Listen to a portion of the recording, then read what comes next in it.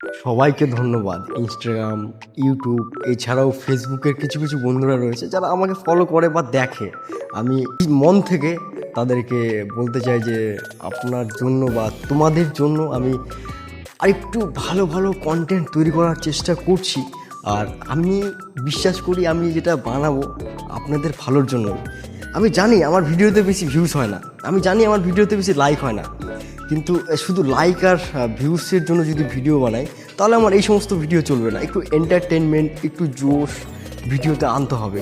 আর আমি যে প্রতিদিন একঘেয়েমি ভিডিও তৈরি করি না, সেই জন্যেই আমার ভিডিওতে ভিউজ হয় না। আর ভিউসের জন্যই কিন্তু শুধুমাত্র ভিডিও বানায় না, অ্যাকচুয়ালি ফাইনালি ভিউস লাইক এগুলো তো প্রত্যেক কন্টেন্ট ক্রিয়েটারের উৎসাহ দেওয়া উচিত।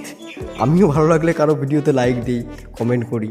তাই আপনাদেরও যদি মনে হয় যে ভিডিওগুলো ঠিক আছে তাহলে আপনারাও লাইক দিবেন। দেখুন, একজন সেলসম্যান যদি কোনো প্রোডাক্ট বিক্রি করতে যায় সবসময় কিন্তু কাস্টমার হ্যাঁ বলে না যে আমি নিব, না বলে অনেক অজুহাত দেখায়। এর কারণ হচ্ছে তারা অন্য কোথাও প্রোডাক্ট নেওয়ার জন্য অ্যাডভান্স দিয়েছে বা অন্য কোনো প্রোডাক্ট ভালো লাগে।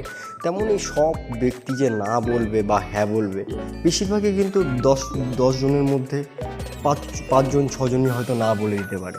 আমাদেরকে সেটা ব্যক্তিগত নিয়ে লাভ নেই, কারণ নেক্সট অপরচুনিটি দেখতে হবে আমাদেরকে। দ্বিতীয়ত, ভুল কাজ করতে গেলে তো ভুল হবেই, তাই না?